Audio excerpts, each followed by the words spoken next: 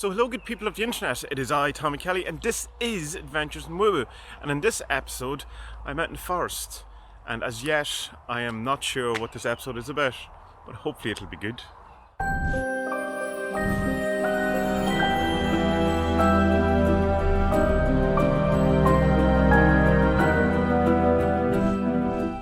So today I am out in Ravensdale Forest, which is a good kind of, 30 minutes, 40 minutes drive from where I live. And it's been a while since I was out here. If you watched the old vlog, you would have seen me here doing the lesser banishing ritual of the pentagram in some standing stones are up here. Before me, Raphael. Behind me, Gabriel. On my right hand, Michael. On my left hand, Uriel.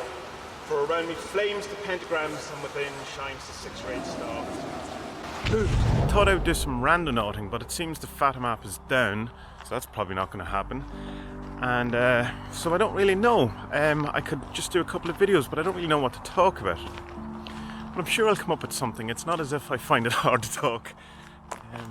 Right, so I've come to a fork in the road, and I have to make a decision. A bit like a metaphor for my life.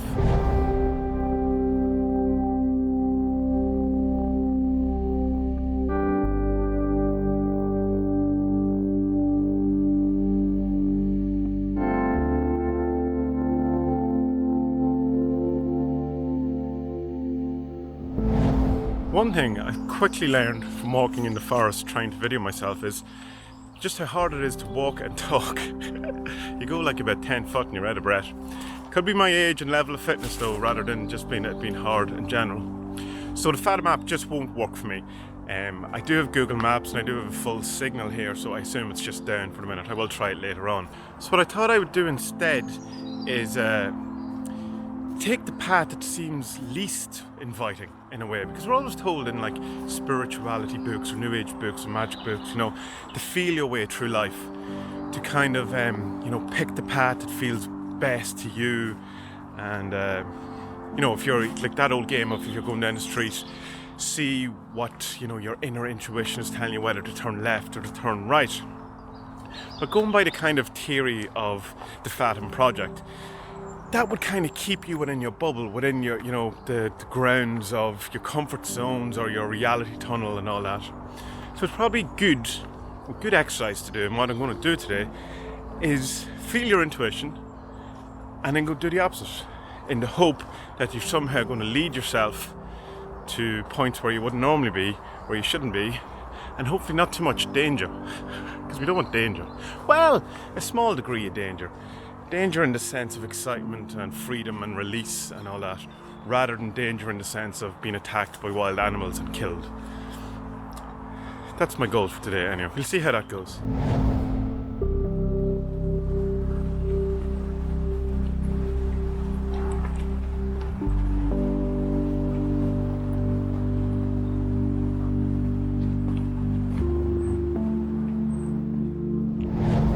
So you see now, almost instantaneously I have a problem, because when I came to a fork in the road there, I seen one and I goes, whoa, that's probably the one I would go with, and then this other one, so I'll go with the other one. And then I'm kind of going, well, now I'm kind of using my intuition, even though it's in the opposite sense, still going, so it's still not really random, it's still not getting me kind of out of my comfort zone, because it's a decision I've made to do this. And how do you know that that's not part of the matrix, or whatever the word is we want to use? And this is kind of one of the problems I do have with the Randonaut type thing, possibly because I don't really know how the app works exactly. Because like, if you are part of the matrix, let's just call it the matrix for the ease of it, whatever it is, part of consciousness, the field of consciousness, whatever it is, then finding the Fathom project and going on these randonauting excursions surely would be part of the programming. Like, how likely are you to randomly come across, as I did, well, I didn't, Spud sent it to me, but still he came across it randomly. How likely are you to find this kind of stuff if it's trying to, if the universe is trying to hide it from you, or if the matrix is trying to keep you within the matrix, and all of that kind of stuff? And excuse the continuing kind of light issues, but it's the nature of forests. Of course, another thing about filming yourself when you're, or videoing yourself when you're going on these type of walks, is that you tend to spend more time thinking about the videoing and what you're going to say and all that than kind of appreciating what's around you, which is, it's not ideal. But when you're trying to kill so many birds with the one stone you have, it's just kind of the nature of the way it is. But I will try to balance it properly, where I get both the video in and the walk experience. So what I might actually do is at some point try and find somewhere to sit down and do a longer kind of monologue type thing, and maybe just try to enjoy the forest for the forest, rather than constantly always working. We'll see though.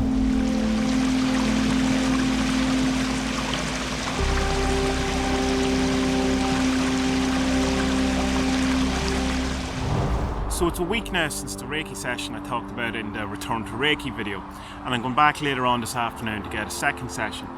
And I just wanted to give kind of an update on the whole thing, rather than just the last video was just kind of a very first impression or immediate impressions of the actual Reiki session itself.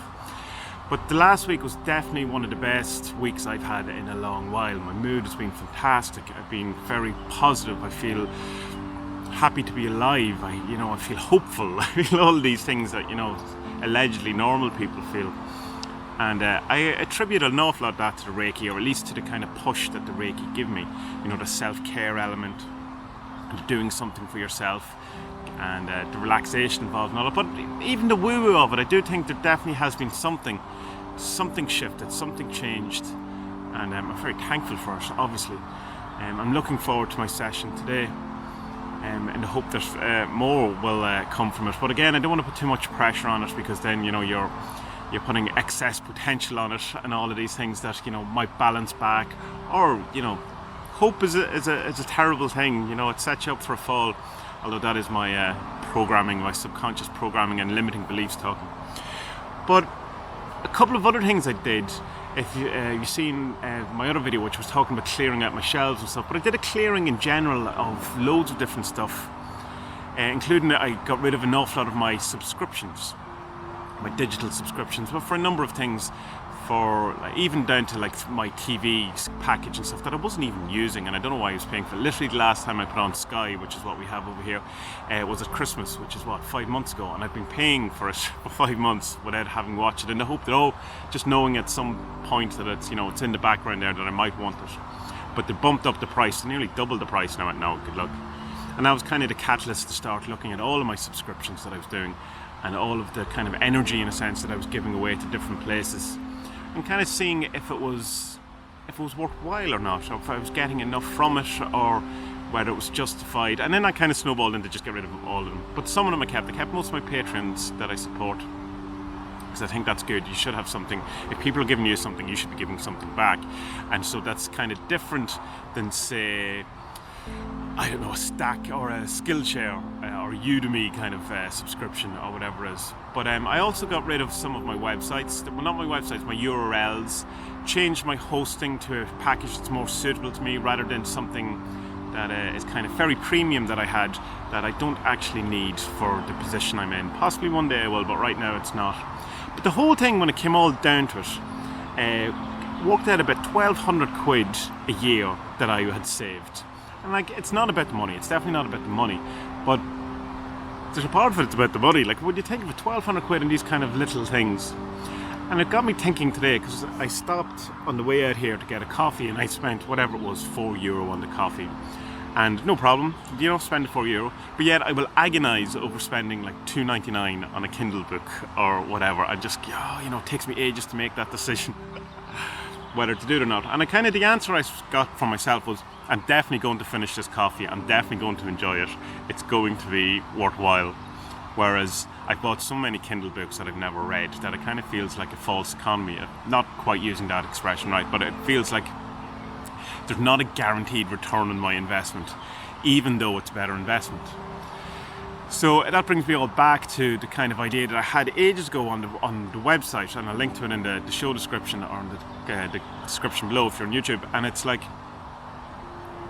are you getting a return on your magical investments? And for a long time I kind of wasn't, because I was doing all of these, an awful lot of daily prayers and an awful lot of rituals and work that just weren't getting me anywhere. And I found that the best kind of place, or the place where most magic happened for me, was when I let go and when I did clearing and when I stopped resisting. And the biggest kind of changes in my life and the biggest kind of magical events all coincided with a period of not resisting life, of clearing out, of getting rid of the clutter and the muck and seeing, the dross and all of these things, and seeing what was left. But that only happens because of all the work you've put in, and it only happens because of the saturation in all of the other people's ideas and the other people's books, and all of doing all these rituals and exposing yourself to all of these different ideas and methods and thoughts.